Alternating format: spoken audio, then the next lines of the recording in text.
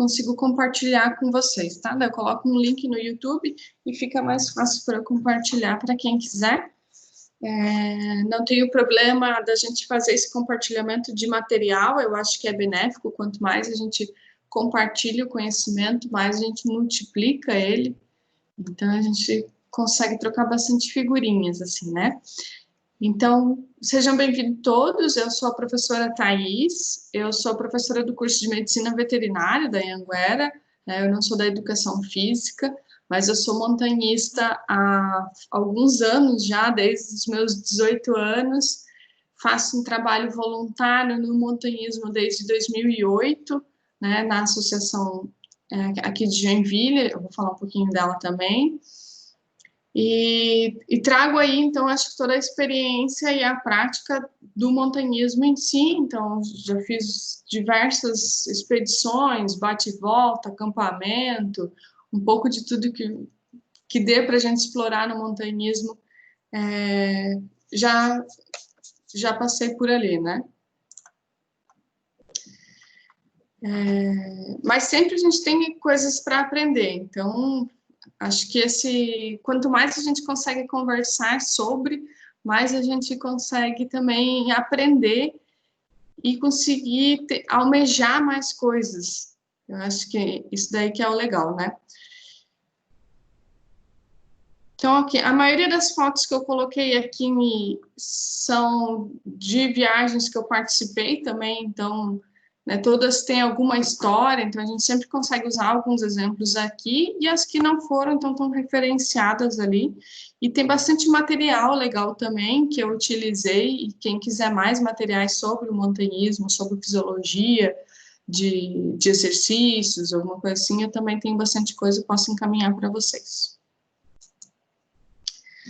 Então, a nossa apresentação, ela vai seguir, fiz um roteiro, né, então eu vou falar um pouquinho sobre o montanhismo em si, o que como é que o esporte se organiza, né, nas confederações, nas federações, as modalidades do esporte, então, dentro do montanhismo, o que está dentro do montanhismo, o que não está, e a importância do educador físico, então, além de compreender esses conceitos, também o que vocês podem utilizar desses conceitos, ou para que vocês podem utilizar os conceitos.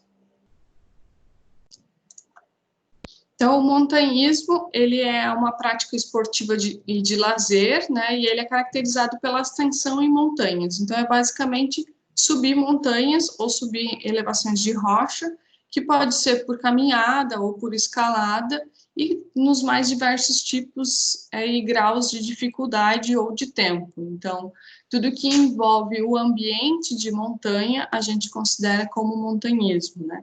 Hoje a gente já tem várias vertentes dentro das modalidades, e até não tem assim, um super consenso do que é o que cada coisa, como é que é o nome de cada coisa, mas tudo que está dentro da ascensão da montanha é considerado montanhismo, né? Então, esse conceito é da Confederação Brasileira de Montanhismo, que é uma das formas que a gente organiza, né? Então, a organização do esporte, como é que ela vai ser dada, né? Então, a gente tem um órgão internacional, que é o IAA, que representa o interesse de todos os montanhistas, né? Aqui, se a gente faz uma tradução literal, né? Fiz uma tradução literal do site deles, então coloca o interesse dos alpinistas, porque o montanhismo surgiu muito nos Alpes, né? Tanto que as nossas diretrizes de código de ética, então tudo vem dos Alpes, né? Então a gente tem algumas pessoas que separam um pouco o alpinismo e o andinismo, né? Que seriam nossas montanhas dos Andes aqui da América, mas englobando tudo é a mesma coisa. Então é a unidade internacional que vai regir algumas regras até para equipamento que vocês comprarem. Então, comprei um mosquetão, comprei alguns equipamentos que são fundamentais para que a gente mantenha a vida daquele praticante, vai ter lá uma numeração, ele vai receber um selo, né, uma garantia do IAA que aquele equipamento realmente foi testado e ele é seguro de ser utilizado. Então, ele segue algumas diretrizes, né? Coloquei aqui mais ou menos um resumo. Então, promover o espírito e a tradição do montanhismo e o que envolve a escalada também, promover práticas seguras e éticas, né? Então, a gente trabalha bastante com essa parte ética dentro do montanhismo, dentro da escalada, e isso gera algumas discussões, né? Para quem já pratica montanhismo aí, deve estar até sabendo um pouco mais do que eu estou falando, porque é motivo de muito debate. O acesso responsável de todas as áreas de montanha, então a gente trabalha muito com áreas de preservação ambiental ou áreas de propriedade particular, e apoiar a participação também dos jovens nas Olimpíadas. E aí, aqui no Brasil, a gente tem o nosso representante, que é a Confederação Brasileira de Montanhismo e Escalada, que é a CBME, é um órgão que hoje a sede é no Rio de Janeiro, então o Rio de Janeiro tem aí um avanço também, principalmente quando a gente fala de escalada, né, eles têm muitas paredes de escalada por lá, mas também é um estado rico com montanhas, a gente tem bastante tradição no montanhismo também no Paraná, né, aqui nossos vizinhos, e a gente está chegando lá também, em Santa Catarina tem bastante movimentação. Então, a CBME, ela segue 3 diretrizes básicas, né? Então, que é o desenvolvimento técnico do esporte. Deixa eu só olhar se eu coloquei para gravar esse negócio. Ah, coloquei sim. O desenvolvimento técnico do esporte, né? Então, isso engloba muitas coisas, desde guias, desde procedimentos, dá bastante trabalho. A formação técnica e ética dos montanhistas, né? Então, existem alguns programas dentro da confederação, alguns delas até aqui em Joinville a gente adota e a gente faz, e ações de garantia de acesso e conservação das montanhas, né? Então, a CBME tem um foco bem forte nessa garantia de acesso, da gente ter liberdade de acesso para conseguir acessar esses lugares de montanha. Como eu já falei, alguns são de propriedades privadas ou pertencem ao Estado, né? Então, permitir que todo mundo consiga acessar esses ambientes é uma das diretrizes. Aí, eu só vou passar aqui que eu coloquei errado esse slide. Em Santa Catarina, a gente tem a nossa Federação de Montanhismo Escalada, então, do Estado de Santa Catarina, que é a FEMESC, que a gente segue, então, seguindo essa hierarquia, né, mundial IAA, CBME brasileira, em Santa Catarina é a FEMESC, então, como missão principal, então, vai ser fortalecer e organizar o montanhismo e a escalada no estado de Santa Catarina, né, defender as práticas esportivas saudáveis ao ar livre e também trabalhar com a preservação do meio ambiente. Então, a gente nunca vai conseguir falar de montanha sem falar de preservação do meio ambiente, porque é o ambiente onde estão, né, a zona do esporte. Algumas coisas que a FEMESC atua hoje, né? Então, a gente está em parceria com o Caminho da Mata Atlântica, que é um caminho que vai percorrer desde o comecinho do Rio Grande do Sul, a divisa com Santa Catarina, até o Rio de Janeiro. Então, é um caminho para fazer ali encaminhada, um caminho de caminhada, ficou meio óbvio, né? Mas é uma caminhada, então, que o objetivo é que as pessoas consigam fazer todo o trajeto, não precisam fazer todo o trajeto de uma única vez, mas podem fazer ele em pedaços, e esse caminho está sendo construído ainda, né? Então, existem algumas burocracias que a gente tem que trabalhar, tanto de cooperação com o Estado, ou com a parte governamental, então tem que atravessar alguma cidade, faz fronteira entre estados, passa por propriedade privada, por áreas de preservação. Alguns locais ainda não têm a trilha, então a gente tem que ver qual é o melhor trajeto para se fazer essa trilha, então a FEMESC está bastante envolvida nisso. Santa Catarina, estamos já bem avançados, já existem vários trechos do Caminho da Mata Atlântica que já estão até sinalizados, então logo deve sair o lançamento. E há uma parceria junto com a WWF Brasil, que trabalha bastante também com essa parte de preservação do meio ambiente. Além disso, também trabalha, então, com a cooperação e convênios com alguns órgãos, né, como a EPAGRE, a Polícia Militar Ambiental e a Divisão de Vigilância Epidemiológica, né, então a gente tem um trabalho também muito bacana com com a incidência que teve da febre amarela, não faz muito tempo, e ela continua até hoje, né? Então, teve toda uma campanha de vacinação, e a gente trabalhou diretamente com isso, principalmente porque os montanhistas estão nas áreas onde tem o macaco, e a gente consegue identificar um pouco melhor a chegada ou não da febre amarela. Vai auxiliar também a confederação, então, para formatar as normas de guias e condutores de escalada e de montanhismo, né? Então, isso daí dá bastante trabalho, porque a gente tem que achar um meio termo entre todas essas áreas, que é muito abrangente e que não é tão fácil, assim, de determinar uma regra.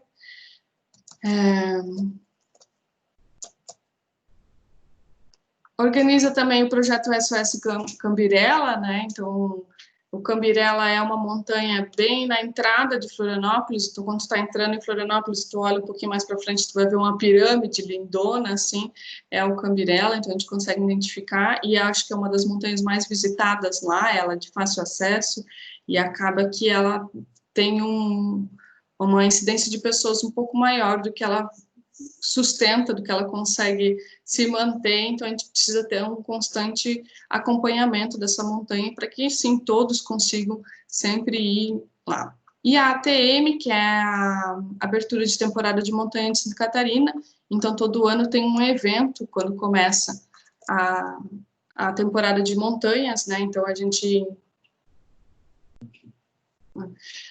indica um período para que se faça a prática do esporte, do montanhismo, né? Então, geralmente aqui no Brasil a gente indica que se faça isso mais em épocas mais frias, mais frescas, né? Outono e inverno, principalmente por animais peçonhentos, né? Então, aranhas, cobras, que acabam saindo mais na primavera, verão. E também para a montanha conseguir dar uma respirada. Então, a primavera e o verão, que são épocas mais chuvosas, a gente indica que as pessoas não vão para a montanha para a gente evitar um pouco o processo de erosão e de deteriorização. Além disso, a federação tem um trabalho muito forte que a gente começou, estamos no 3º ano, sei lá, acho que o Ricardo até consegue me ajudar melhor aqui, que é do ranking catarinense de escalada. Então, a gente tem todo ano, esse ano, por causa da Covid, no fim está tudo mais maluco, né? Pode falar, Ricardo, é o 3º ano? São 3 anos consecutivos, e é o maior ranking hoje em atividade no Brasil. Só que esse ano, infelizmente, não rolou. Né?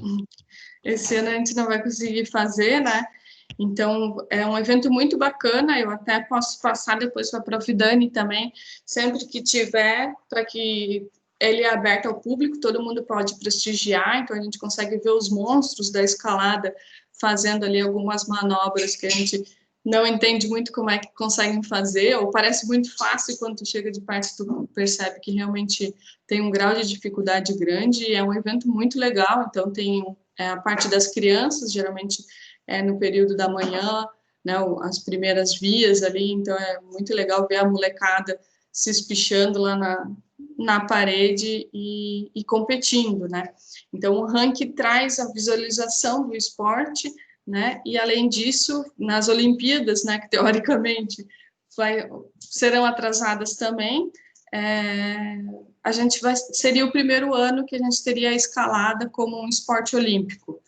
Então, a gente tem que incentivar cada vez mais para que as crianças comecem a entrar nesse esporte também, e a gente tem uns representantes nacionais aí competindo de igual para igual, né? A gente tem condições aí de ter pessoas competindo de igual para todos os outros países também. Então, a FEMESC, ela fazem parte da FEMESC essas 5 associações no estado, né? Então, eu coloquei aqui as cidades de cada uma, e geralmente a gente se associa da nossa cidade ou de uma cidade próxima, mas isso não é uma regra, eu posso me associar com o qual eu tiver mais afinidade, né? Aqui em Joinville, a nossa representante é a JM, que é a Associação Joinvilense de Montanhismo. Eu faço parte da JM desde 2008, no trabalho voluntário, né? E hoje na FEMESC eu sou a diretora ambiental, então também trabalho aí de forma voluntária dentro da FEMESC para promover o esporte e incentivar que cada vez mais pessoas tenham consciência de como ele funciona e pratiquem o esporte de forma saudável. Então, a JM hoje, a gente tem um foco muito grande em preservação do meio ambiente, né? Então, a gente faz toda a manutenção das trilhas. Existe um programa da CBMA, que é o PAN, que é Adote uma Montanha, e a JM adotou o Monte Cristo. Então, para quem já foi no Monte Cristo, né? Então a gente tem as escadarias, a gente tem toda a manutenção da trilha, às vezes cai uma árvore, a gente precisa retirar aquela árvore, ou desbarrancou um pedaço, a gente precisa reestruturar aquela trilha. Então, a JM se une, né, os voluntários, todos os trabalhos são voluntários, então a gente se une, vê qual é o melhor desvio daquela árvore, ou se é melhor retirar aquela árvore. Então, a gente está sempre trabalhando na montanha. Durante muito tempo, a gente fez um trabalho de recolher lixo, e hoje a gente conta bastante com pessoas que nem fazem parte da JM, mas que são montanhistas por paixão e que acabam trazendo muito lixo do pessoal que não tem consciência. Então, a gente não precisa mais ter um calendário de recolher de lixo, então acho que já é um avanço, né? Que é um trabalho de conscientização. Então, aqui eu coloquei só um exemplo, né, das pessoas trabalhando ali, e aqui uma área também que foi coberta, né, então houve um desbarrancamento por causa de chuvas, então uma grande área foi lavada, e a gente sabe que um processo de erosão, ele é muito danoso para a montanha, porque a água lixivia, né, então ela vai levando todos os nutrientes, e ela pega uma aceleração também, dependendo da inclinação aonde ocorreu esse desbarrancamento. Então, a gente coloca uma cobertura vegetal para que essa água seja absorvida e ela não só passa reto e abre ali quase que um lago, né? Então, a gente faz um trabalho de cobertura vegetal, então a própria vegetação que tem na região, né? Então, claro, a gente não traz nada de fora, a gente utiliza todos os materiais que são do local, então a gente fez um recolhimento de serrapilheiro, de sementes, de que já estavam caídas no chão, e amontoamos ali em toda a área de desbarrancamento, e hoje, para quem passa ali, já nem sabe mais aonde ocorreu esse desbarrancamento, então a gente já tem toda uma cobertura vegetal, e a gente vê a montanha se recuperando. Então, isso é um trabalho muito bacana e que ocorre de tempos em tempos. É claro que esse ano, por conta da pandemia, está tudo meio estranho, né? Não está tendo muitas ações na montanha, porque a gente está evitando sair de casa. Mas até o ano passado a gente tinha algumas ações, né? E algumas são abertas até para quem não é membro. Então, tem muita coisa legal acontecendo. Existem o nosso Facebook e Instagram que podem acompanhar e ver o que a gente está fazendo.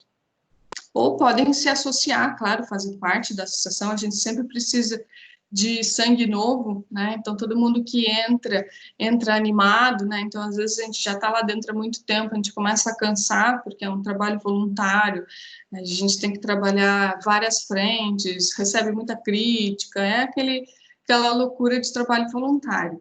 E sempre que chega um sangue novo, que chega disposto a fazer coisas legais, a gente se empolga de novo e começa a fazer. Então, quem tiver interesse em trabalhar um pouco na montanha, né, podem fazer parte da JM. Não é só trabalho, né, a gente também se une e faz viagens, claro que não esse ano por causa da pandemia de novo, né, mas senão a gente se une, a gente vai, então eles fizeram um trekking na base do Everest, por exemplo, né, então já foram para o Peru, já foram fazer travessias aqui dentro do Brasil, né, então, por exemplo, Serra Fina, Serra dos Órgãos, pode falar, Dani. Thaís, qual o valor, mais ou menos, dessa viagem, assim? De viagem, tu diz, ou para ser associado? De tudo, dos dois. Para daí estar, por exemplo, nesses exemplos que você falou. Isso. Para ser associado é R$50 por semestre. Então, dá R$100 por ano. Então, todo semestre paga uma taxinha, que é um valor simbólico para que a gente mantenha a estrutura. Então, a gente tem uma sede física, né, que é ali na subida para o Mirante, né, então tem uma casinha na esquerda, junto com o radioamador, é a nossa sede ali. E aí a gente também tem algumas taxas, né, então para manter a associação, né, cartórios, essas coisas assim, então a gente precisa também de um pouco de dinheiro, e esse valor a gente consegue suprir todas as necessidades. De viagem, depende bastante, assim, né, então, a gente fez, por exemplo, aqui para os cânions de Santa Catarina, então é um lugar mais perto, cada um vai com o seu carro, e a gente divide só o local de ficar, então a gente até acampou, acho que era, nem vou lembrar, talvez R$ 80 por pessoa, então é mais simples. Mas, por exemplo, uma travessia que a gente for fazer em São Paulo, no Rio de Janeiro, em Minas, que tem bastante travessias conhecidas que são super legais, é legal que a gente consegue dividir uma van, porque ir dirigindo daqui até São Paulo, para depois passar 4 dias caminhando, para depois voltar dirigindo e trabalhar na segunda-feira, não é tão simples assim, né?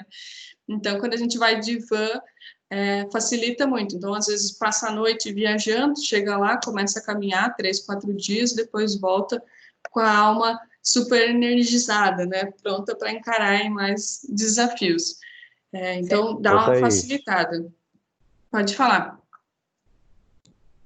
Não, só para lembrar que, tipo, às vezes, com a carteirinha de associado, a gente tem descontos em alguns desses locais, né, de camping, em virtude dessas FEMESC e associações, né? Então, a gente consegue muitos descontos de estadia em muitos locais. Isso é legal de falar mesmo.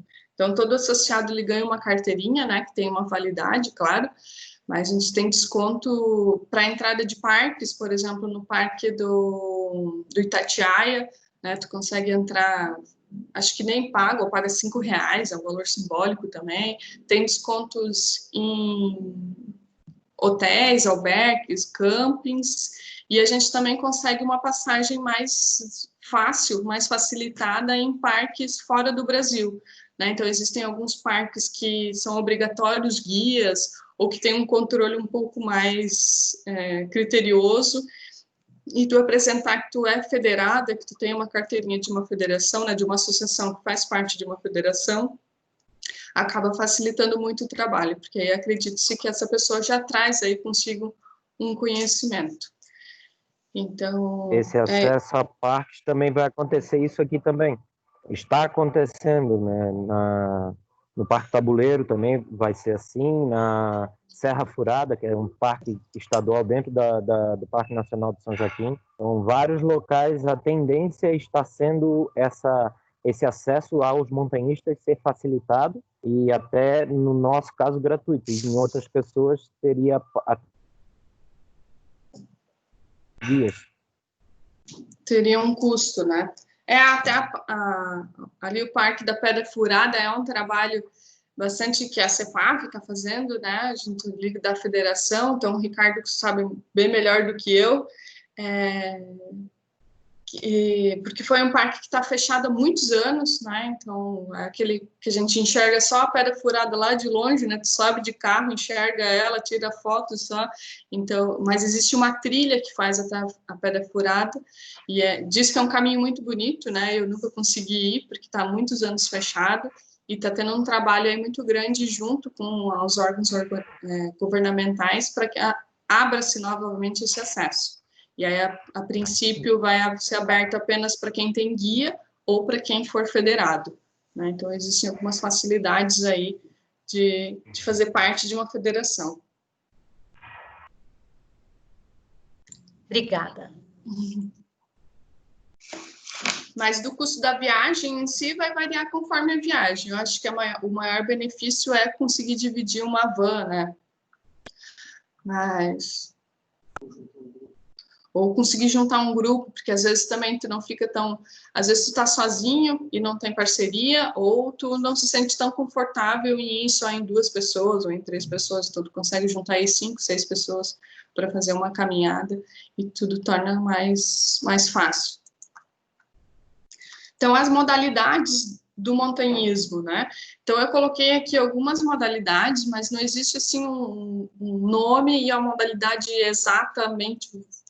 O mais comum, eu acho que o mais que dá uma confusão ali é a escalada, já vamos chegar nela ali, mas a modalidade, então, a gente tem de caminhadas e montanhas, Essas caminhadas podem ser curtas ou longas, né? Então, pode ser um bate-volta, que eu vou até ali o Castelo dos Bugres e volto, 3 horinhas já estou de volta, ou pode ser uma caminhada mais longa, que vai demorar mais de dias para eu chegar até essa montanha, né, de mais difícil acesso.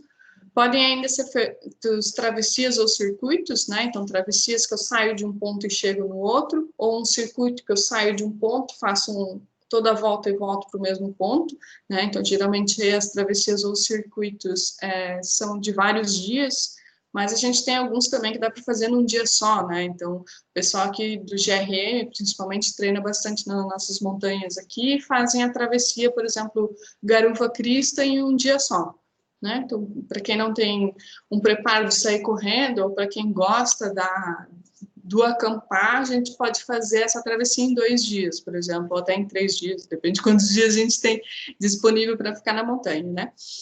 E pode ser, então, com ou sem acampamentos, né? Então, o ato da gente ir para a montanha já é considerado um montanhismo em si.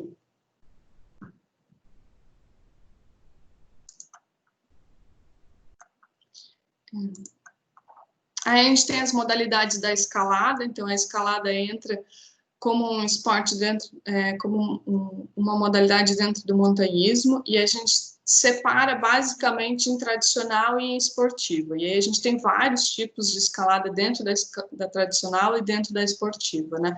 A escalada, ela pode ser feita tanto em rocha quanto em gelo, né? Ou no mix delas.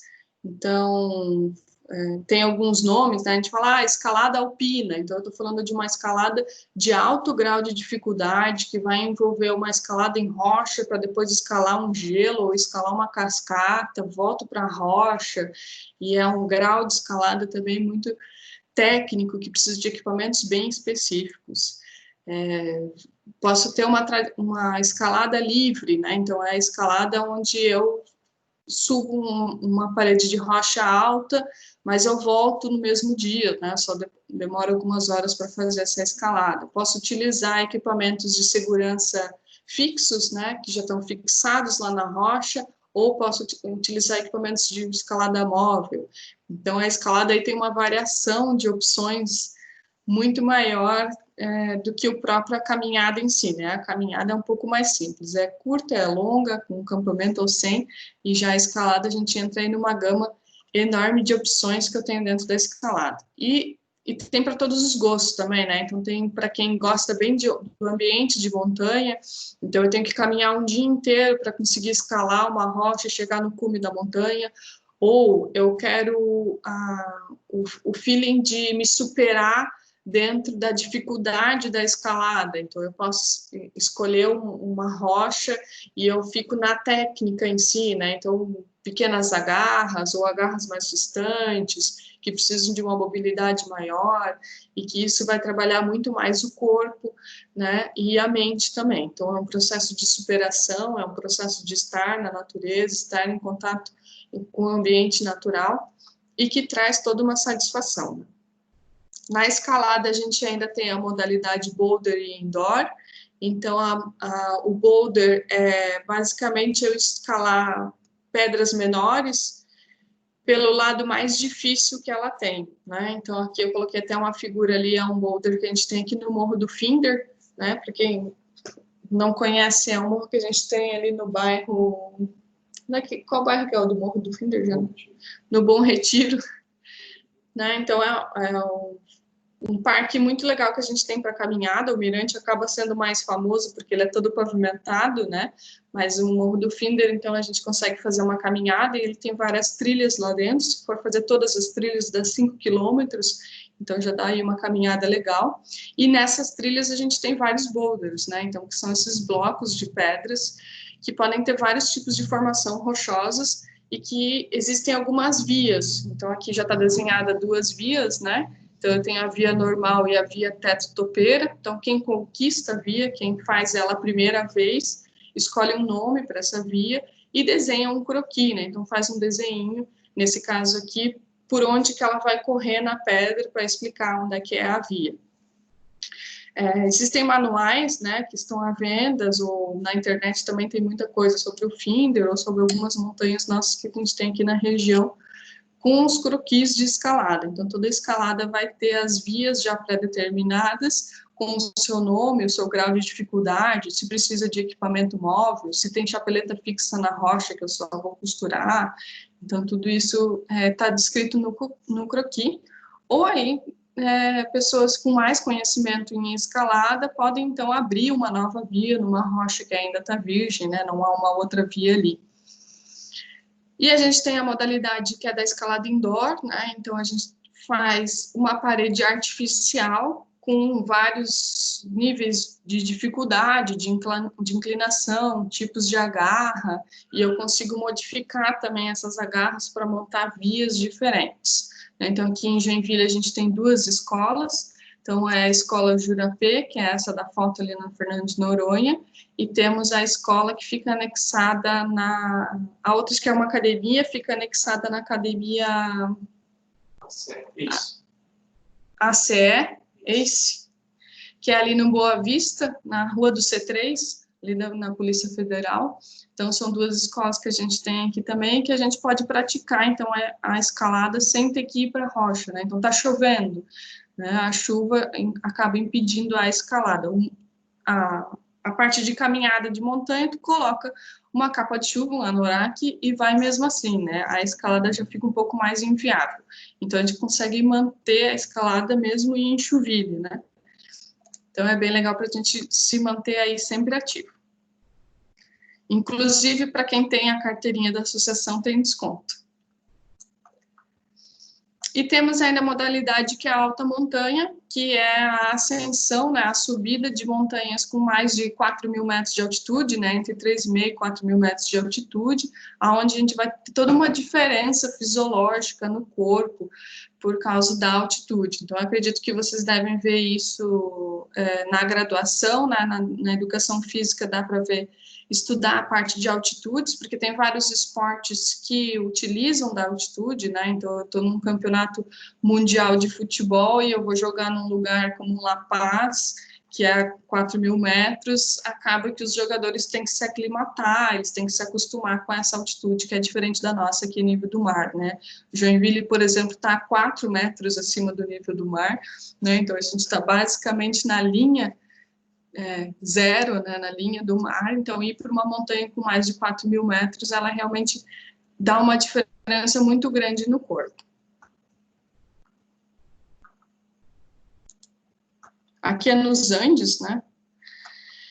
E qual que vai ser a importância do preparador físico, então, né? Conhecendo essas etapas da escalada, do montanhismo e tentando começar a pensar de que forma que o corpo reage a todos esses movimentos. Então, quis trazer aqui para vocês uma outra visão do esporte e da profissão, né? Então, às vezes a gente acaba ficando um pouco mais fixo naquelas coisas que são mais comuns, e tem alguns nichos de mercado, tem algumas coisas mercadológicas que é legal a gente trabalhar ou conhecer para também não ficar para trás, né? Então, o educador físico, a gente consegue trabalhar treinos de preparação para montanha. Então, imagina que eu vou fazer uma montanha de 4.000 metros, vou fazer uma montanha de 7.000 metros, eu vou precisar de uma preparação física para isso. Eu não acordo um dia e digo, vou subir o Everest, né? Eu vou ter que ter todo um acompanhamento e um planejamento até conseguir atingir um grau de condicionamento físico para isso. E junto disso também um condicionamento mental, né? Então, acredito que vocês consigam explicar até para mim muito melhor essa relação da atividade física com a parte psicológica do ser humano, né? Então, além da gente ter umas etapas de superação e buscar muito isso no esporte, a gente também tem etapas onde a gente se bloqueia, né? E às vezes trava, não consegue fazer determinados exercícios, mesmo que o corpo conseguiria fazer. Então, isso também tem que ser trabalhado antes da pessoa ir para uma montanha. A gente tem muita dificuldade de fazer essa simbiose entre montanha, ambiente de montanha natural e o nosso ambiente urbano, né, porque acaba sendo muito diferente. Então, eu não tenho aqui uma mutuca maluca tentando me comer viva, eu não tenho uma chuva, eu não tenho uma mochila que já está me cansando aí há 4, 5, 9 dias de caminhada. Então, a gente não consegue fazer a mesma coisa que a gente faz na montanha e fazer em áreas urbanas. Então, a gente tem que tentar ao máximo chegar nisso, e esse é um dos desafios para quem trabalha nessa área, né? A gente reproduzir artificialmente aquilo que acontece no ambiente de montanha.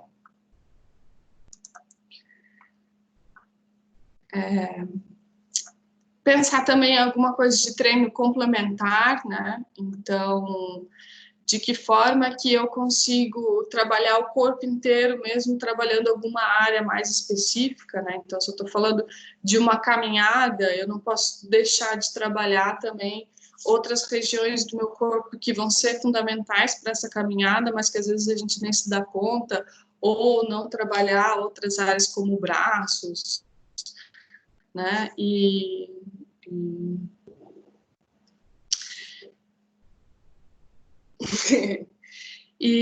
pesquisa também, então, para essa apresentação, quis trazer algumas pesquisas um pouco mais atuais, né? E em português não é um negócio tão fácil assim, né? Então, em inglês a gente acha muita pesquisa legal, algumas pesquisas de brasileiros, mas muitas pesquisas de relação de Andes, de Tibete, de Himalaia. Então, acaba que sendo uma coisa um pouco mais fora da nossa realidade aqui. Então, eu acho que tem muita coisa legal que a gente pesquisa, e eu percebo, eu já dei aula para educação física também, na disciplina de histologia, e eu percebi que os alunos da educação física, cada curso tem as suas particularidades, né? Mas o da educação física era um pessoal muito animado em fazer, vocês gostam de botar a mão na massa, de fazer o negócio acontecer, e isso é muito legal, porque a aula se torna muito mais dinâmica, e a gente consegue fazer várias coisas legais. Acompanhei um trabalho de um grupo, fui banca de um trabalho de um grupo de extensão, então, que fez um trabalho de acompanhamento num lar de idosos aqui em Joinville, e que eles fizeram um trabalho fantástico com aqueles idosos, dava para ver nitidamente que a vida das pessoas mudou completamente depois daquele trabalho que fizeram um jogo de danças, uma roda, teve ciranda, então foram durante alguns meses, né, para a gente conseguir colher dados mesmo.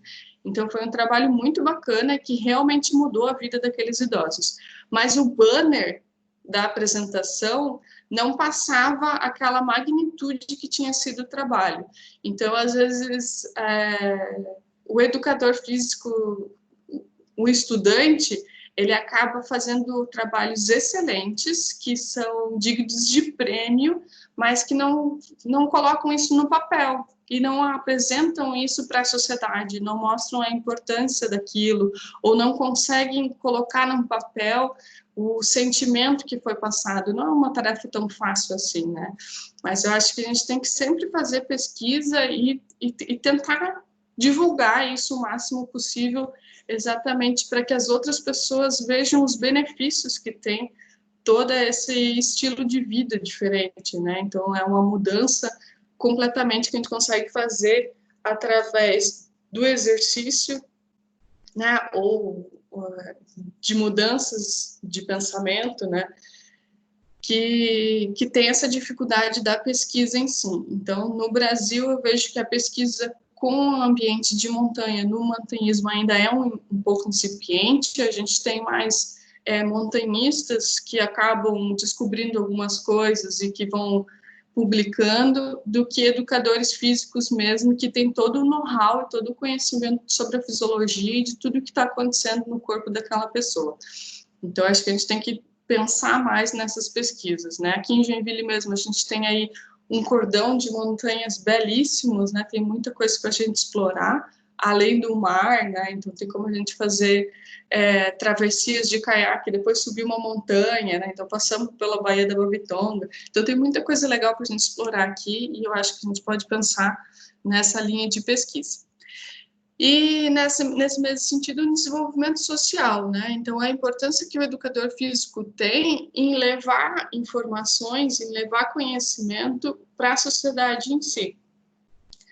E aí até coloquei um outro slide ali que a gente fala um pouco mais sobre isso, né? Então, é claro que sempre a gente vai ter que se manter atualizado, né? Então, entender a realidade do esporte. Então, vou dar um exemplo para vocês como cliente, né? Então, se eu vou contratar um personal trainer, por exemplo, e eu falo, eu faço escalada, daí a pessoa me pergunta, mas tu faz rapel? Aí tu faz um tipo, nossa, mas o cara não tem a mínima noção do que é uma escalada.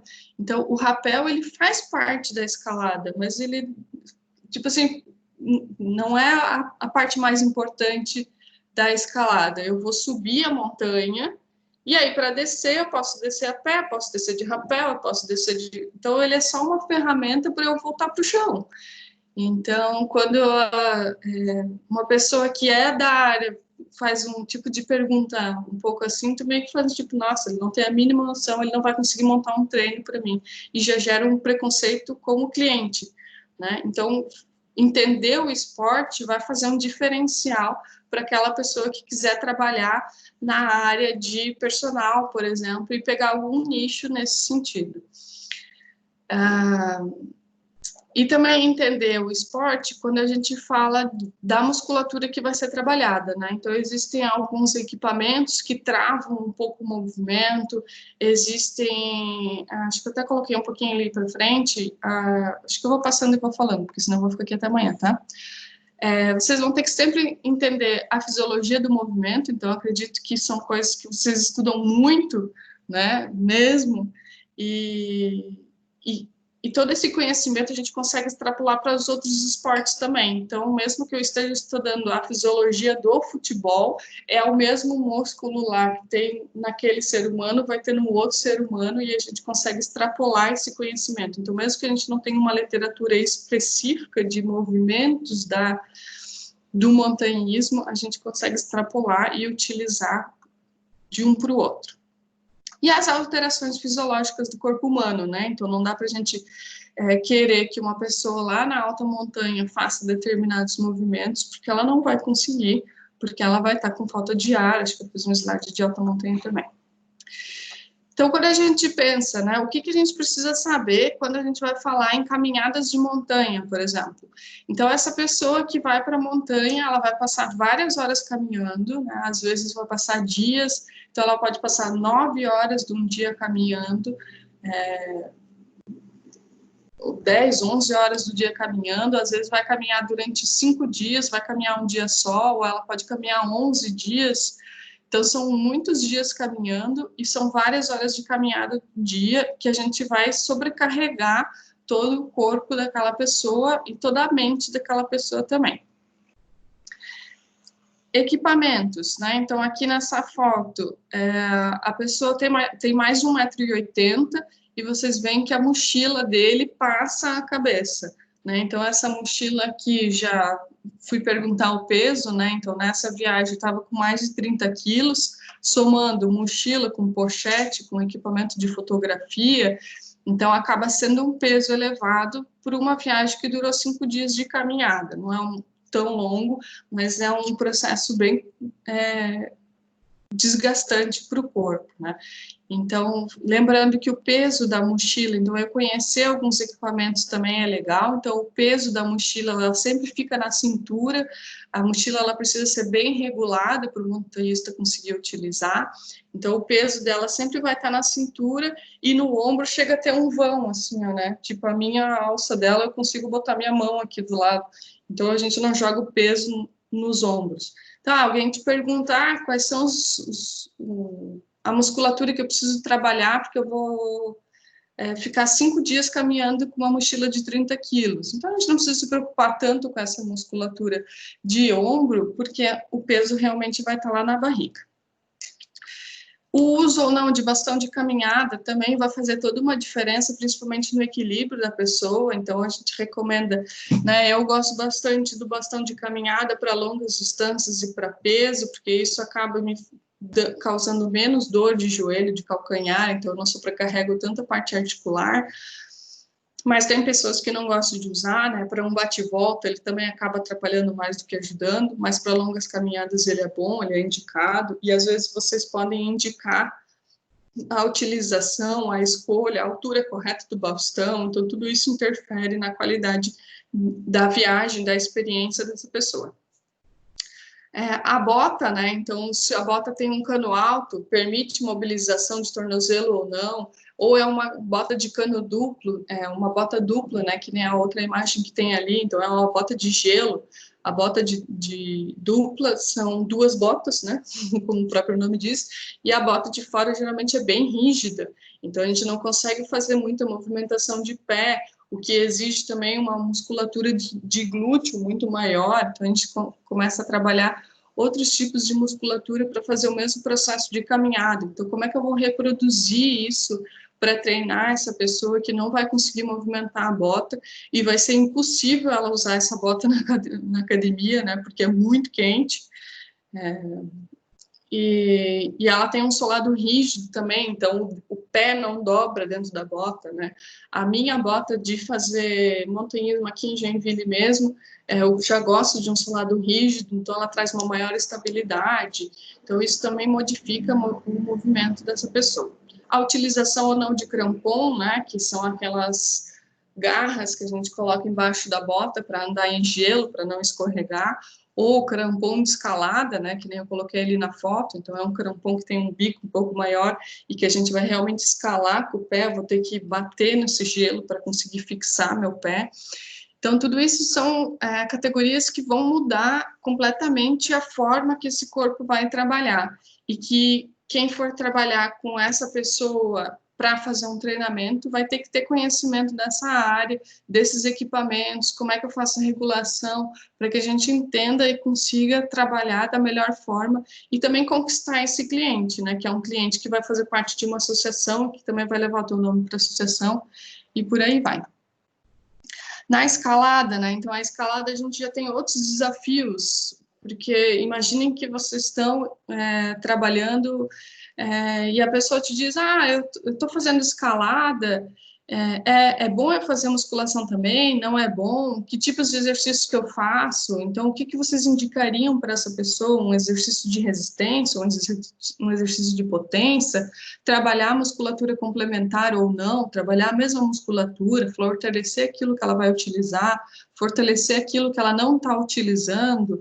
Né? Trabalhar com prevenção, a gente tem muita lesão, trouxe aqui também 2 artigos legais sobre lesão na escalada, que tipos de aquecimento que são importantes, né? Faço aqueles aquecimentos que a gente vê na academia meio bobonão, ou eu preciso de um aquecimento mais vigoroso. Então, isso, quem sabe, são vocês, né, que têm esse know-how e esse conhecimento.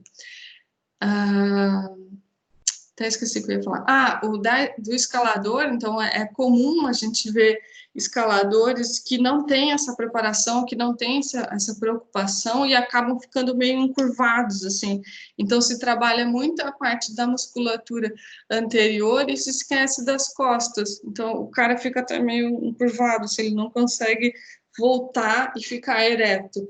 Então, a gente consegue ver, claro, é um escalador de anos de escalada, mas tu vê que ele já apresenta ali uma curvatura da coluna que não é desejável e que talvez ele vai ter que ter um trabalho bem sério para conseguir voltar essa coluna para o lugar. Então, o acompanhamento de que a gente não tem um dano permanente ou um dano futuro é importante. Então, trouxe aqui para vocês alguns exemplos de lesão, né? Eu acho que na escalada é o que mais se comenta, é sobre as lesões que a escalada traz, porque é um esporte de impacto, né? Então, é um esporte onde tu vai ter que se sustentar basicamente com a musculatura do core, em pequenas agarras de pé, pequenas agarras de mão. Então, tu tem que ter uma estabilização de todo o corpo, mas tu sobrecarrega mesmo as partes articulares, principalmente de mão. Então, como vocês podem ver aí, é uma literatura que não é nova, né? Então, acho que vale a pena estudar um pouco mais. A CBME, eu vi que tem pelo menos alguém ali que está estudando, né? Eles até pediram para preencher alguns formulários sobre lesão. Então, tem alguém que está querendo dar uma atualizada nesses estudos e que são muito legais para a gente manter, para a gente conseguir evitar isso, né? Ou manter um aquecimento ideal, um trabalho muscular ideal, para que a gente tenha o menor número de lesão possível. Então, para quem já escalou, sabe que às vezes escorrega um pé e tu vai ter que segurar no dedo, aquilo machuca, às vezes tira o ombro um pouco do lugar, tu passa aí algumas semanas com dor, isso é um pouco comum, né, da escalada. Então, de que forma que a gente pode evitar e manter essa pessoa saudável por mais tempo? Aqui também tem um outro artigo, eu nem consigo ver porque fica aqui na minha frente, mas também é um artigo mais antigo, com vários tipos de lesões na escalada. Tem alguém que quer falar? Pode falar. É o Ricardo. Pode falar. Não, só para lembrar, está tendo uma pesquisa sobre lesões na escalada, de uma estudante de fisioterapia do Rio Grande do Sul, e aí a gente, um dos objetivos das associações e federações também apoiar o desenvolvimento científico na nossa área, principalmente. Isso, que trabalha muito junto, né, com a fisioterapia. Então, realmente, porque é um dos danos que a gente tem muito, né? Então, aqui na escalada, coloquei 2 tabelas, né? Então, eles fizeram um mapeamento lá, 80% das pessoas que eles entrevistaram, dos escaladores, tinham alguma lesão já pré-existente. Então, aqui são as lesões que mais se encontraram com já diagnóstico clínico. E no quadro do lado, então, as lesões sem diagnóstico clínico do médico em si, mas que já apresenta algum tipo de lesão, de dor, e que isso diminui o desempenho dele como escalador. E se a gente vai pensar na escalada como um esporte olímpico e no incentivo das crianças para que elas evoluam e entrem, então, representando o Brasil de uma forma forte, a gente não pode querer que essas pessoas não tenham preparação ou se lesionem, né?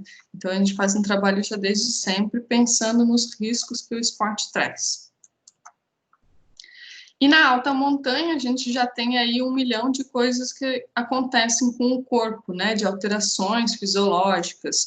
Então, a gente tem algumas alterações que são agudas e as outras que são crônicas, né? Então, coloquei ali para vocês também um artigo, esse daqui também não é muito novo, mas ele está bem completo, está bem legal também. De algumas principais alterações que a gente tem na altitude, né? Então, aqui, no caso, esse artigo é realmente de altitude para montanha, né? Porque a gente tem algumas adaptações que se faz, então, com outros tipos de esporte, como, por exemplo, falei ali do futebol, que vão lá para La Paz, mas, e esse daqui foi especialmente com montanha mesmo, então foi bem legal. Então, tem algumas alterações, então, do sistema cardiorrespiratório, né, componentes do sangue, regulação hormonal e algumas diferenças de metabolismo muscular.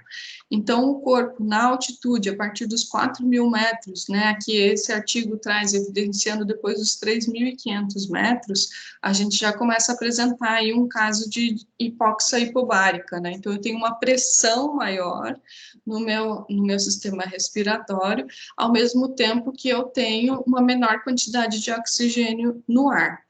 Então, eu preciso, além de trabalhar muito mais musculatura do diafragma para conseguir fazer essa inspiração de oxigênio, eu também vou ter uma pressão maior sofrida. O corpo vai ter que fazer algumas adaptações por causa dessa hipóxia, né? Então, a primeira adaptação que ele vai fazer é da pressão alveolar. Então, eu preciso diminuir essa minha pressão alveolar a ponto que eu consiga fazer uma maior permeabilidade de oxigênio e uma maior liberação de gás carbônico. Só que essa liberação de gás carbônico, então, eu consumo muito mais oxigênio ali. Na tentativa de consumir mais oxigênio, eu acabo liberando mais gás carbônico celular. E essa gás carbônico, então, vai acabar acarretando na alcalose respiratória, que é o aumento da pressão do pH arterial, né? Então, a gente vai ter, e com esse aumento do pH, eu também tenho uma procura do corpo na fixação da hemoglobina. Então, eu tenho mais gás carbônico circulante no sangue do que o oxigênio. E aí o corpo começa a reagir para tentar mandar mais oxigênio através das hemoglobinas. Esse processo de fixação de hemoglobina, ela acarreta que a resposta química dela dá uma perda de água. Então, eu também perco água celular nesse processo de troca do oxigênio celular com o do sangue, e essa perda celular eu vou ter que compensar na ingestão de líquido, né? Então, é por isso que sempre quando a gente vai para alta montanha, o segredo da alta montanha que se diz é descanso e água, descanso e água. Então, é deixar o teu corpo reagir, porque ele está numa situação de estresse, e fornecer água para ele, então que a gente não perde tanta oxigênio também por essa perda de água. Então, é comum a gente consumir aí em torno de 4,5, 5 litros de água por dia, quando a gente está em altitude, ou buscar isso, né? Então, para quem já fez alta montanha, sabe que a gente não fica muito legal, dá um pouco de enjoo, tu tem dor de cabeça, então tu não tá na vibe de ficar tomando água, e aí tu tem que realmente medir, ver se tu tá tomando toda a água que precisa. Quanto mais água tomar, melhor para a gente ter uma recuperação um pouco mais fácil, uma aclimatação mais fácil. Além das alterações ventilatórias, respiratórias, a gente vai ter, então, alterações cardiovasculares, né? Vai aumentar a frequência cardíaca, porque eu também estou fazendo circular mais o sangue pelo corpo, e aumenta também as catecolaminas, né? Que são aquelas estruturas que vão ser inibitórias ou de excitação. E isso causa um desfluxo quando a gente pensa no sangue. Então, eu tenho mais catecolaminas no sangue. Esse estudo aqui até traz uma outra perspectiva. Ele fala que não se observa tanto um aumento das catecolaminas, mas o que a gente vê é que elas começam a ter uma maior resposta de sistema nervoso para reações, né? Então, acaba que essa pessoa também começa a ter algumas reações um pouco diferentes de humor, de expressões. Então, essa de inibição e excitação é, por exemplo, aquele de luta ou fuga. Então, é ela que vai dar uma regulada também no sangue. Então, isso vai alterar muito o humor dessa pessoa e as reações que ela vai ter a vários problemas. Então, por exemplo, ela ter que enfrentar um desafio, pode ser que ali bate um pavor de uma forma que ela desista, mesmo que ela tenha toda uma capacidade muscular e cardíaca para fazer aquilo, ela está bem, mas por essa desregulação do sistema nervoso, acaba que a pessoa desiste. Ou mesmo ela está passando mal e ela não ter condições, ela quer porque quer continuar naquela situação. Então, deixa a gente um pouquinho de parafuso. E que altera, então, também a regulação hormonal, né? Então, a gente vai trabalhar sempre juntos. Vamos ter algumas adaptações hematológicas, né? Então, a hipóxia, ela estimula o tecido mieloide. O tecido mieloide é o tecido da medula vermelha, que produz lá os precursores da hemácia, né? Então, a gente vai produzir mais eritroblastos, né? Os eritroblastos, então, que vão se dividir até formar as hemácias, né? Cada eritroblasto vai formar em torno de 300 hemácias. Então, a gente tem essa estimulação desse tecido. É claro que essa estimulação vai precisar de mais água e o corpo está perdendo água, então a gente está todo desregulado nesse processo de aclimatação. E esse estresse que a gente causa no corpo, além do movimento intenso, né? Então, além de eu estar numa região onde meu corpo está em estresse, eu ainda estou praticando uma atividade física, que é o movimento da caminhada, de subir uma montanha, de escalar uma montanha. Então, eu ainda estou exigindo mais energia desse corpo. Acaba que, então, a gente tem uma perda de peso aí, relatos em torno de 8 a 10% do peso corporal. É uma situação comum, né? Claro que não é a desejável a gente não perder nenhum peso, mas é comum a gente ter essa perda de 8 a 10% do peso total, né? E coloquei aqui para vocês um exemplinho, só, por exemplo, que a gente, nesse próprio artigo, será? Não tenho certeza se é nesse daqui, mas se não é no outro material que eu tenho ali, eles fizeram a necrópsia de alguns corpos que eles encontraram na montanha, e aí se viu, então, que teve uma perda da fibra muscular, né? Então, na seção transversal, de 20%. Então, ao invés dela ter um volume, ela estava 20% menor. E na seção, e no músculo em si, na mesma seção transversal se observou uma perda de 11%. Então, essa perda corporal que a gente tem no processo de aclimatação da montanha é muscular, principalmente porque o corpo é muito mais fácil para ele se alimentar de glicose, que quando acaba do sangue ele vai retirar lá da musculatura, do que do próprio lipídio, né? Então, a quebra dos triglicerídeos é um processo muito mais cansativo para o corpo, né? A gente leva em oxidação, então, para o corpo é mais fácil a gente consumir essa glicose do músculo em si. Então, acaba que essa perda de 8 a 10%, muito disso vai ser em perda muscular, o que não é o que a gente deseja para essa pessoa que já está praticando uma atividade que exige da musculatura. Então, isso também tem que ser observado. Será que antes, nessa preparação para a alta montanha, eu preciso fazer mais músculo? Ou será que não? Porque como eu também vou ter uma queda do oxigênio e o músculo vai necessitar de mais oxigênio para trabalhar, eu também não posso ter uma pessoa muito musculosa. Não é à toa que a gente vê que os grandes montanhistas, eles são mais para magrinhos, né? Eles não são aqueles parrudão, né? Claro que o cara ser gordo, ele não vai conseguir subir de uma forma muito confortável e acaba não pegando gosto por aquilo, mas o cara que é muito musculoso, ele também vai ter uma deficiência de oxigênio lá e vai sofrer muito mais pelo processo de aclimatação. A aclimatação dele vai ter que ser muito mais lenta do que uma pessoa que tem uma quantidade de músculo ideal. Mas, como a gente sabe que vai perder, a gente tem que pensar nessa relação. O que é melhor? Eu fazer um pouquinho de músculo ou eu manter o músculo que tem? Então, tudo isso, quem vai ter esse conhecimento ou quem vai poder estipular isso é quem trabalha na área, né? E o desenvolvimento social, né? Eu estou falando aqui sem parar, já deu uma hora. O desenvolvimento social. Então, a gente tem duas vertentes que trabalham muito grande Posso parte. perguntar? Pode perguntar. Deixa eu abrir a câmera aqui. Tô de máscara. Ah, Aqui que altitude eu bonito. tô agora.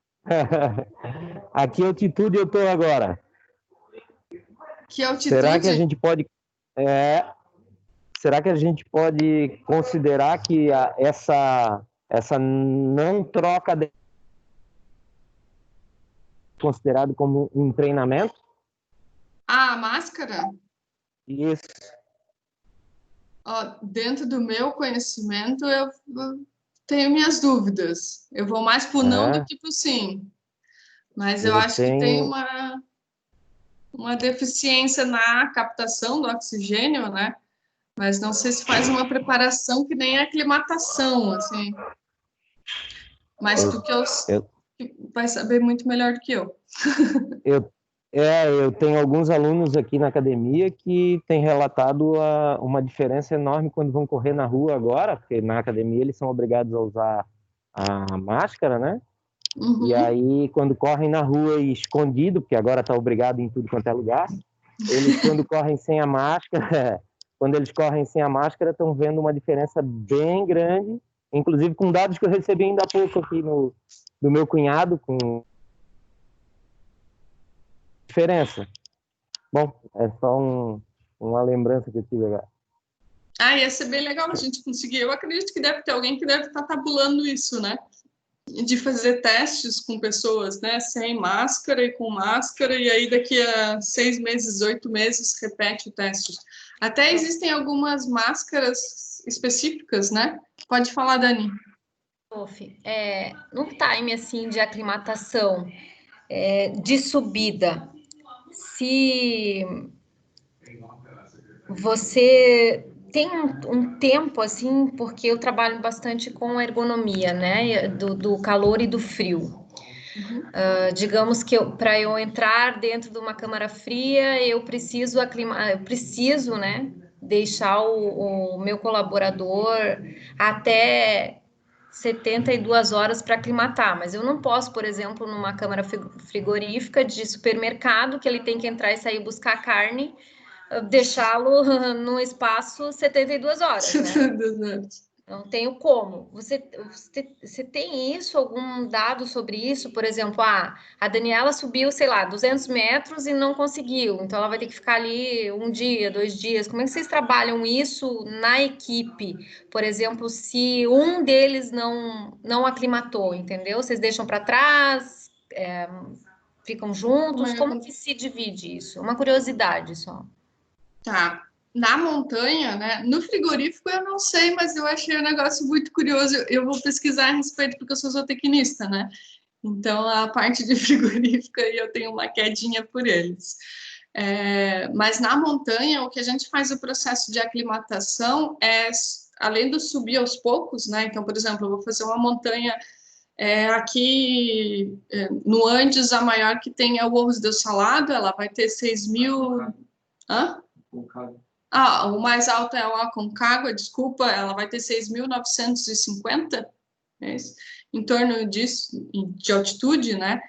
Então, eu não saio um dia e digo, vou subir o Aconcagua, tchau. Né? Eu vou fazer primeiro montanhas de mais baixos níveis, né? Então, eu vou para uma montanha de 3.500, subo ela, né? Vou até o cume, depois volto e durmo a 2.900, durmo a 3.000. No outro dia eu faço mais um pouco, então eu vou até 4.500, depois durmo em 3.500. Então a gente vai dar um passo para cima, depois dorme embaixo, dá um passo para cima e dorme embaixo, e vai vendo como é que o corpo reage. Existe uma individualidade muito grande, né? Existem medicamentos que mascaram os efeitos da aclimatação, que a gente eu não indico, né? Eu não sou fã da gente usar medicamento, a gente tem que se reconhecer. E existe características de cada um. Então, por exemplo, eu trabalho muito bem a parte de sair para caminhar em jejum. Se eu como um café da manhã muito carregado, eu já não consigo caminhar e aquela minha aclimatação não funciona. Mas outras pessoas conseguem comer. Outras pessoas que já são mais magrinhas vão precisar acordar de madrugada para comer, tomar água, porque senão ele não consegue fazer o processo de aclimatação. Então, não existe uma regra, assim, tu faz isso e vai dar tudo certo. O ideal é a gente ir e a gente se conhecer.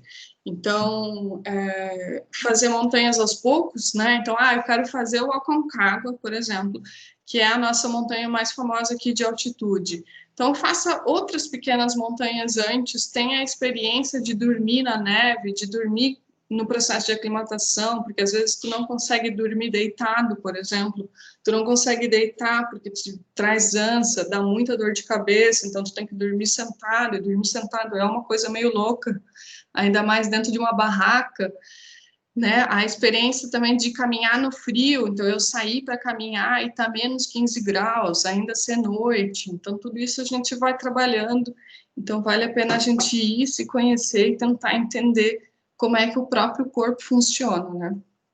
O Orley aqui levantou a mãozinha, também pode falar, Orley vai ter até mais experiência e vai poder agregar muito conhecimento. Boa noite, colegas, tudo bem? Não sei se estão me ouvindo, Tudo bem, estamos ouvindo. Parabéns pela palestra, estou curtindo aqui, muito legal. Tem duas questões que foram levantadas, né? Uma a respeito do O2 em altitude e a outra em relação à utilização da máscara, né? Que o Ricardo levantou aí, se poderia considerar como se a gente estivesse em grandes altitudes, né? E, na verdade, o problema está justamente na pressão, né? Na pressão de O2 e na pressão de CO2. Em alta montanha, tu tem baixa pressão de O2 na atmosfera. Então, a hemoglobina não é saturada, nesse caso, né? Por mais que tu force a inspiração, tu não consegue saturar a hemoglobina suficientemente. E aqui, a 0 metro, né? Ou seja, a nível do mar, os nossos clientes, né? Eu também sou profissional de educação física, você sabe, nossos clientes reportam que se sentem sufocados pelo uso da máscara, mas é por um outro mecanismo. É justamente pelo aumento da pressão de CO2, porque eles estão inalando CO2, né? Ou seja, eu sou, inclusive, contra a utilização da máscara na prática de atividade física, né? Justamente por esse aspecto, né? Porque você, na troca gasosa, você tem que inspirar oxigênio, né? O ar, né? que tem 23, se eu não me engano, 23% de oxigênio de saturação no ar que a gente respira, e tem que colocar para fora o CO2, né? E a máscara impede a eficiência da troca gasosa. Então, aí eles sentem, né, esse sufocamento e, com certeza, baixa de performance, principalmente em escalada indoor, em maior intensidade, né? Tipo, naqueles 70% que a gente costuma escalar nas estruturas, ali você vai sentir bastante. Então, o segredo é, se você está num ambiente que exige a utilização da máscara, então você tem que baixar o nível do seu treinamento para, no máximo, 50%. Entendeu? Não treinar no teu 70%. Não treinar, não. Escalado, entendeu? As 3 entradas de 70, não faz as 3 entradas de 70. Faz as 3 entradas a 50% da tua capacidade máxima. E aí você consegue chegar num ponto bom, né? É um intermediário entre não treinar nada e treinar um pouco para se manter enquanto a pandemia dura. Então é isso. Isso, porque o não treinar nada também é prejudicial, né? Mas, então, para quem já trabalha na área, fica bem mais fácil explicar, né? Então, é bem isso, né? Então, tu manter ali os 50%, que nem o Orley falou, vai ser mais eficiente no fim agora, com essa utilização da máscara, nessa loucura que a gente está vivendo, né? Na alta montanha, graças a Deus, não tem que usar máscara, né? Infelizmente, a gente nem consegue ir para lá agora, né? Então, a gente teria que pegar um avião aí que nem está funcionando.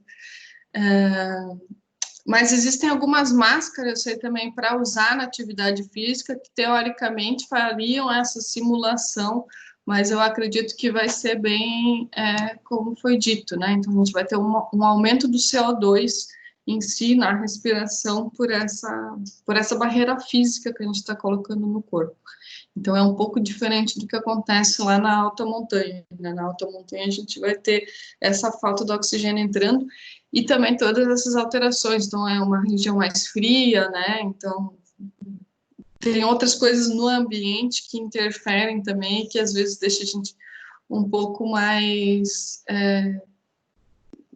em estresse em si, né? Então, uma pessoa que não tem o costume de ir para a montanha, não tem o costume de acampar, às vezes vai ter que passar aí 10, 15 dias dormindo em barraca, sem tomar banho. Então, às vezes, não é um negócio que a pessoa se habitua. Mas, geralmente, montanhas de alta montanha, a gente não vai ter um hotel lá em cima, né? Se for uma caminhada, como, por exemplo, um circuito Torres del Paine, né? Que é um circuito belíssimo, mas que é um circuito a nível do mar, então a gente já tem refúgios, dá para tomar banho todo dia, já é mais tranquilo da gente caminhar. Mas para alta montanha, realmente, são muitas alterações que a gente sofre aí no corpo. Não só fisiológicas, como psicológicas também. Eu tirei meu casaco, agora já estou tremendo de frio aqui. Então, não sei se respondi, Dani, mas o do frigorífico eu realmente não sei, né? Eu acho que o período, como é tão curtinho que o cara vai entrar e sair dali, não cause tanto dano. É claro que vai ter toda a parte de vasoconstrição, né? De dedos, essas coisas assim, de extremidades. Você já teve um fenômeno de Renault? Você? Não. Já viu alguém? Não sei o que é o fenômeno de Renault. Das extremidades frias, de ficar cianótico mesmo.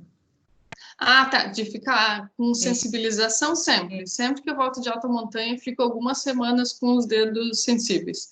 Às vezes descasca todo o dedo. Sim. E às vezes ficam uns dias sem sentir, né? Curiosidades, posso ainda? Pode. Acho que tá mais até associado com o frio ali, né? Então, com o frio associado, como são as necessidades fisiológicas em alta montanha? Diminui, aumenta?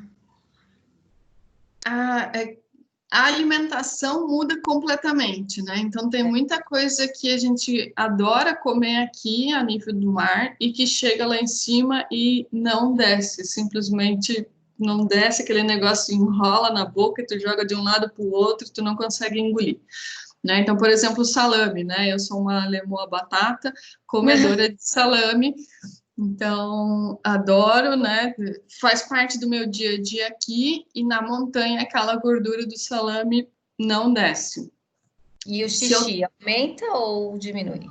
O xixi aumenta porque a gente aumenta muito a ingestão de água, né? Então, vocês já devem ter visto que eu estou tomando água aqui, então Sim. eu já tenho o hábito de tomar mais de 2 litros de água por dia, mas na montanha acaba aumentando para 4,5 litros, então acaba fazendo bastante xixi mesmo. E o objetivo é a gente fazer essa circulação de água, né? Certo. Mas as fezes mudam um pouco a parte conforme que tu come. Então, como a digestão também não vai acontecer tão legal, né? Então, o corpo está em todo o estresse, é um pouco mais lenta.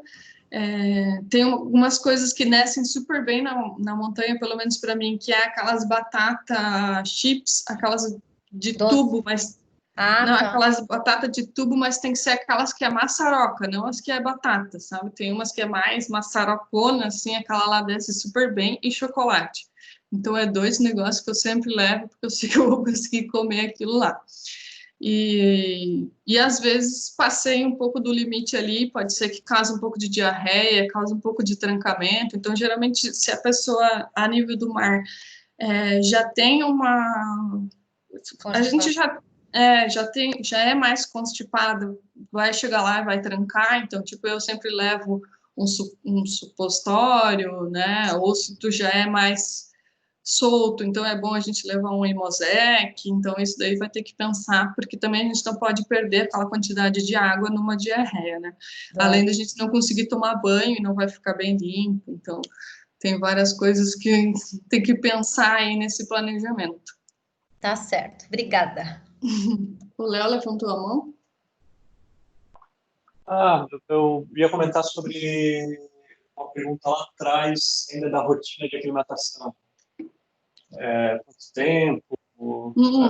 Eu acho que é importante mencionar essa questão que há um tempo, apesar de variar de pessoa para pessoa, numa montanha aí passando os 6.000 metros,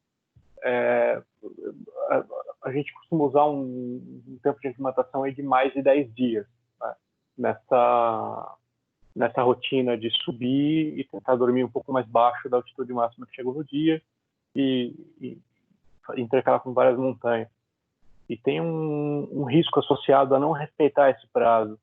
E esse risco ele é bem grande. Eu percebi isso em algumas expedições que eu fiz com grupos, com pessoas que são muito condicionadas. Então, por exemplo, um triatleta, um cara que tem um cardio, uma musculatura muito grande, ele tem a tendência a demorar mais a sentir os sintomas dessa aclimatação. Então, ele acha que ele os sintomas da altitude, então ele está rendendo bem, ele sobe rápido na frente do grupo, e isso tem um risco associado bem grande de edema, ou cerebral ou pulmonar, devido justamente a essa diferença muito grande de pressão atmosférica, né? Quando passa de 5.000 metros, a queda de pressão atmosférica é exponencial, ela é muito grande. E aí a pressão interna do corpo, né, para fora, ela acaba parecendo ser maior do que aqui embaixo, e isso gera esses riscos de edema. Então esse é um ponto bem importante, né, de lembrar da calma na subida, né, e sempre fazer as primeiras investidas em montanha de altitude com um guia experiente ou com um time experiente e ouvir as recomendações do subir devagar, para descansar, mesmo que não esteja cansado, toma uma água. Então, se conhecer esse período de aclimatação por causa desses riscos associados aí que são bem críticos, podem causar danos permanentes. Isso é bem lembrado, né? A gente tem que daí eu falei, como é muito individual, não existe uma regra, assim, é importante a gente ir com uma pessoa de confiança nas primeiras vezes, né? Então, eu super recomendo a contratação de guias, tanto para fazer montanha aqui, mesmo que seja uma montanha perto de casa, mas que é uma montanha que envolva mais dias, então a gente vai ter que ter aí alguém que tenha um conhecimento em primeiros socorros, que sabe o que fazer, para quem ligar, como que eu desço uma pessoa de uma montanha, que às vezes está 6, 8 horas de qualquer cidade, e para alta montanha mais ainda, né? Então, a gente, por mais que fazer o Aconcagua deve ser um negócio muito legal, né? Ou fazer outras montanhas que são difíceis, a gente... O mais recomendado é a gente começar aos poucos, um passo de cada vez, né, ir se acostumando e ter pessoas realmente de confiança que vão saber interpretar os teus sintomas, né, porque às vezes tu tá meio bilulu, né, o corpo tá todo maluco, tu tá com pouco oxigênio, tu não tá comendo direito, tu tá fazendo muita atividade, e aí teu cérebro às vezes dá um tilt e tu nem percebe. Então, tu tem que confiar naquela pessoa que tá contigo, que vai bater a mão no teu ombro e vai dizer, ó, para ti, agora desce. E às vezes tu não quer descer. Então, com pessoas que têm um ótimo condicionamento físico, isso é bem comum da gente ver. Então, a gente sempre tem um kit de primeiros socorros que, graças a Deus, a gente nunca precisou utilizar, mas a gente já emprestou ele várias vezes, né, de alguns medicamentos de pessoas que estavam com edema pulmonar, com edema cerebral, ou ajudamos a descer pessoas de montanha já por estarem sozinhas ou por não estarem com alguém que realmente tinha a noção de interpretar os sintomas daquela outra pessoa.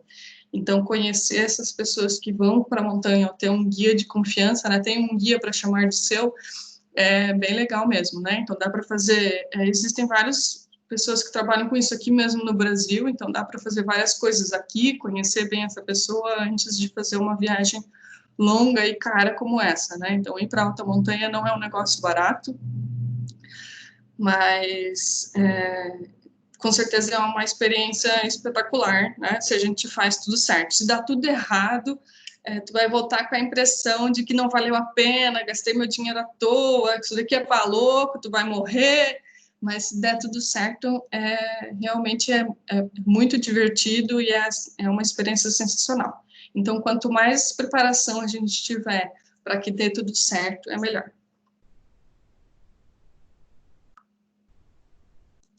Então, eu vou seguindo. Mas se tiverem alguma dúvida, podem falar, tá? E trabalhar também, então, aqui voltamos para o profissional de educação física, né? De que forma que o conhecimento no montanhismo ajuda no desenvolvimento social, né? Então, pensando aí no desenvolvimento de crianças ou de pessoas, então, se a gente parar para pensar,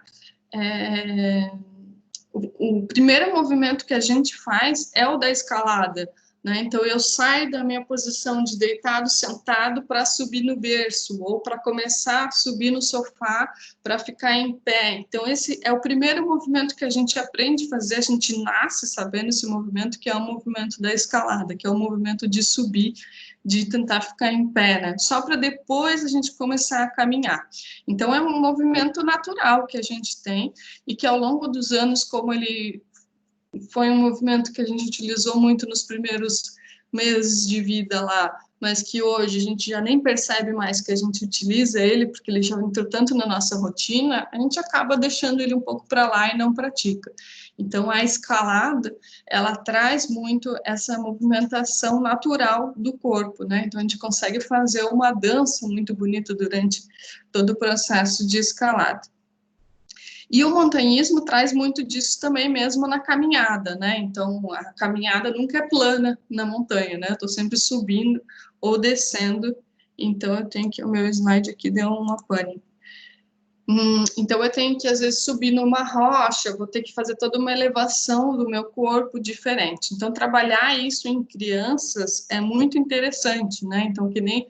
Hoje a gente tem as escolinhas de futebol e eu acharia lindíssimo se a gente tivesse as escolinhas de escalada para trabalhar toda essa parte cognitiva que a gente consegue ver nas crianças, né? Toda essa evolução e além de trabalhar também os aspectos psicológicos, né? Não só motores, mas de independência, de raciocínio, de autonomia, de ajuda ao próximo, porque a gente vai passar por alguns desafios que os outros também estão passando, então um ajuda o outro, ou se a gente vai fazer a escalada que não seja indoor, né, que vai precisar de uma corda, ou até mesmo a indoor, se a gente vai fazer um top rope, tu vai precisar de um parceiro, tu tem que confiar naquele parceiro, vai ter ali um trabalho de equipe, então tem bastante coisa que a gente consegue trabalhar com as crianças para fazer esse desenvolvimento inicial dela, e eu tenho certeza que uma criança...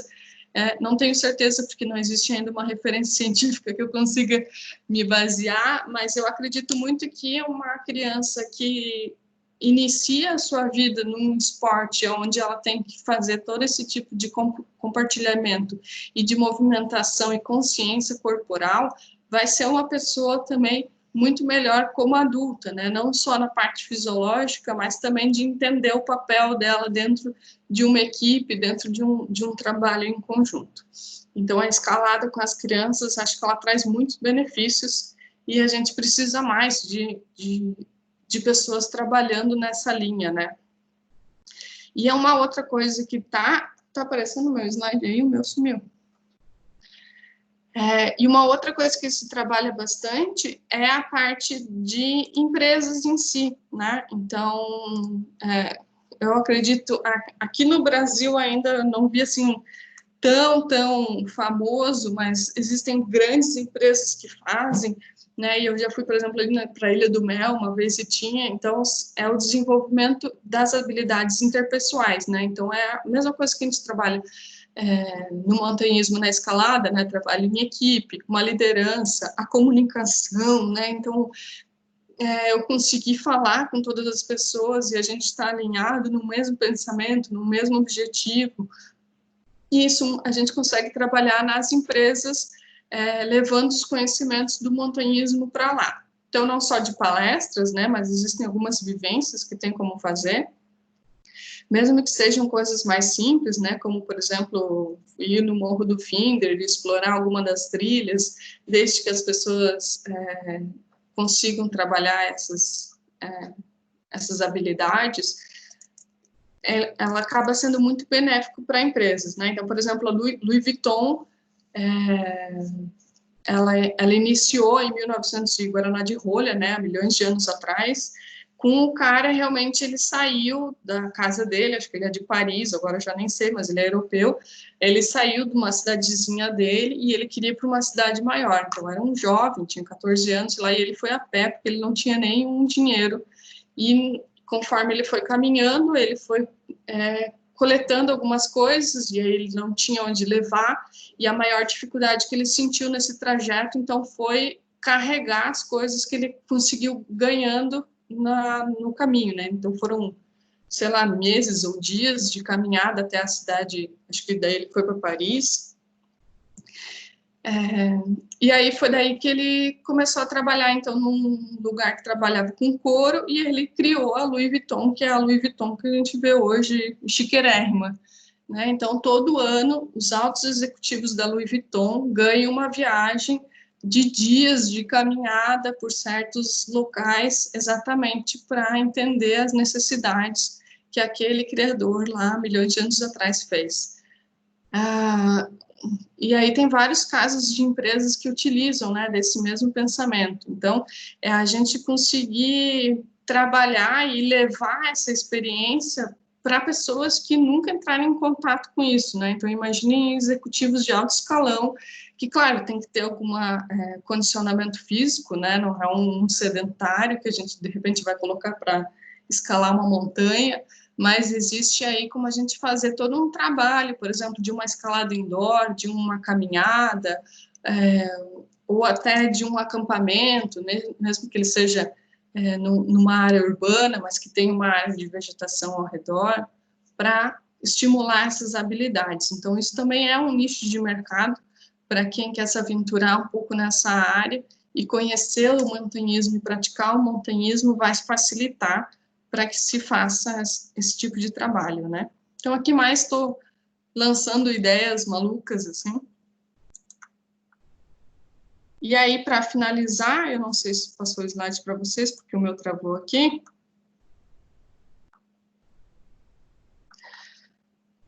Mas é para ser nosso último slide de considerações. Tá ali, será?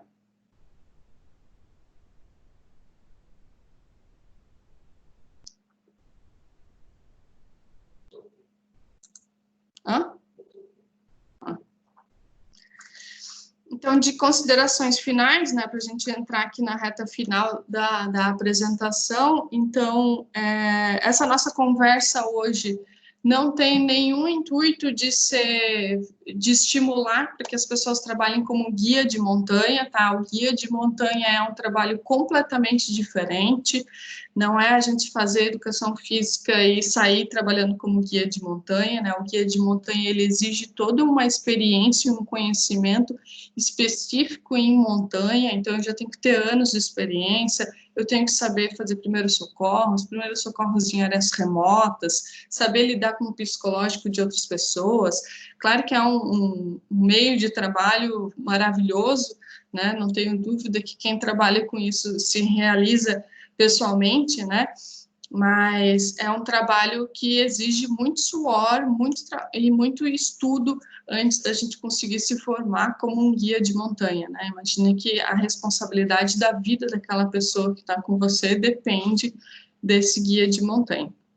Então, fazer uma escolha de um guia de montanha também é fundamental, né? A gente escolher de uma forma criteriosa, então escolher pessoas que realmente vivem disso e que trabalham com isso há muito tempo, que estão estabelecidos no mercado e que já tem vários estudos na área, para que a gente tenha aí a garantia de que se alguma coisa der errada, claro que a gente espera que nada dê errado, mas pode acontecer tudo errado, aquela pessoa que está sendo o guia de montanha saiba reverter todos os acontecimentos errados. Então, o ser humano, ele é maravilhoso, mas se ele passa alguma necessidade, ele é um terror, né? Então, ter aí um grupo, por exemplo, de 5, 6, 7 pessoas que de repente ficaram sem água durante um dia inteiro, a gente vai começar a ver vários leões e serpentes saindo da cabeça das pessoas, e as pessoas se transformam e ficam um Deus nos dará. Então, o guia de montanha, ele tem que ter um conhecimento não só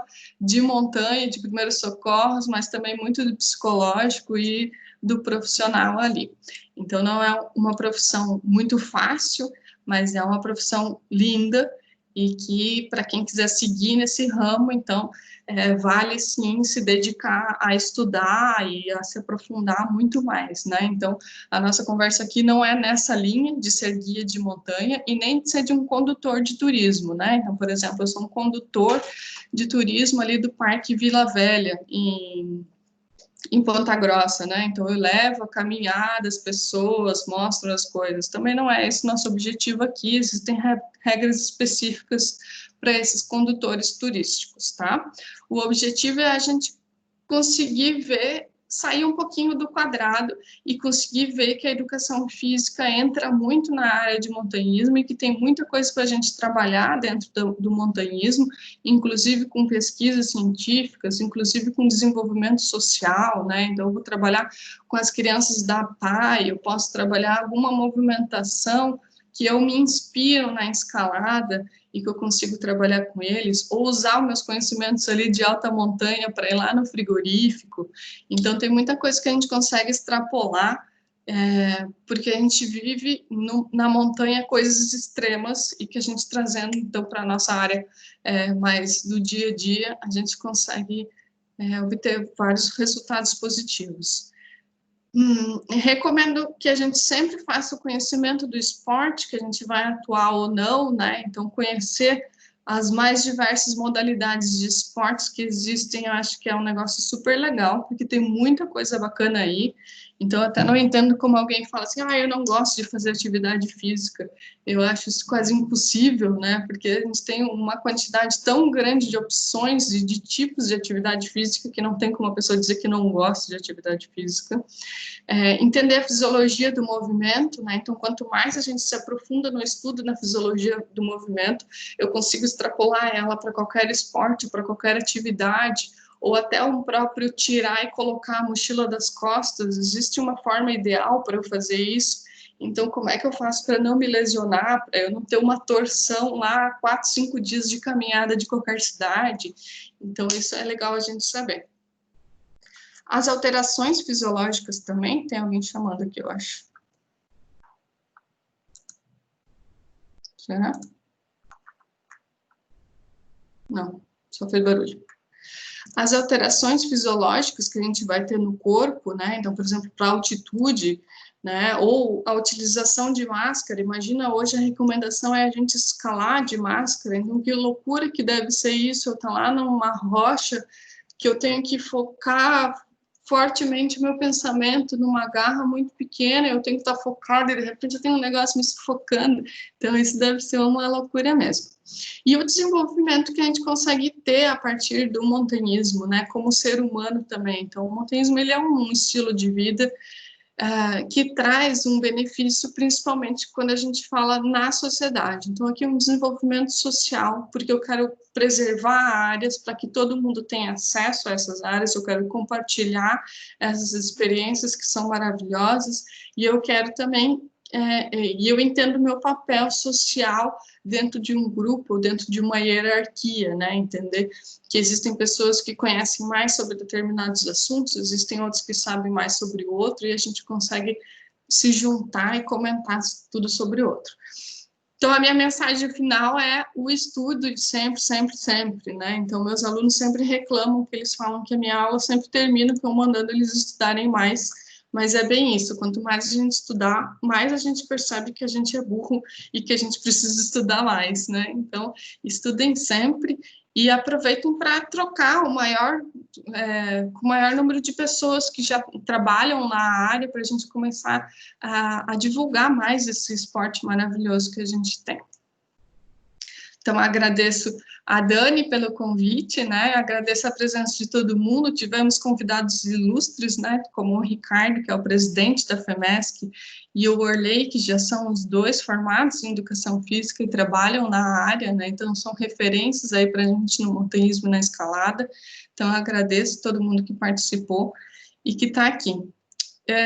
Vocês têm o meu e-mail que eu mandei para vocês, se alguém tiver alguma dúvida, podem me mandar por e-mail também, de associação, de federação ou de montanhismo, e a do frigorífico eu vou dar uma pesquisada, gostei desse desafio aí.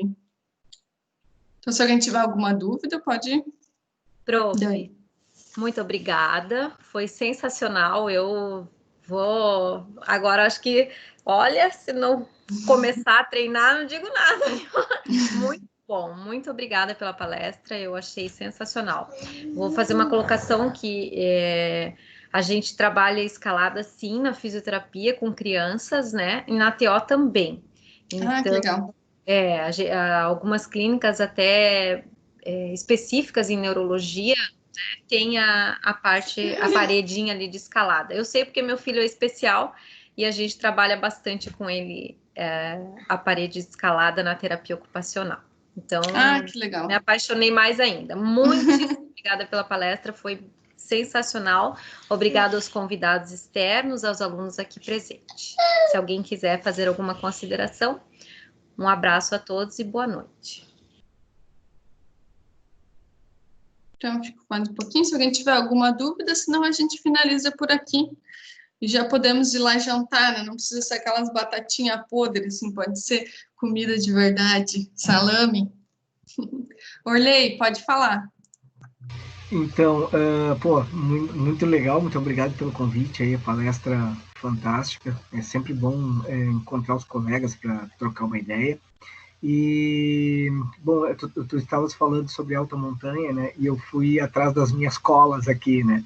E uma delas, a mais interessante, que eu gostaria de compartilhar aí com os colegas, é que, por exemplo, nós precisamos de 25 semanas para nos adaptarmos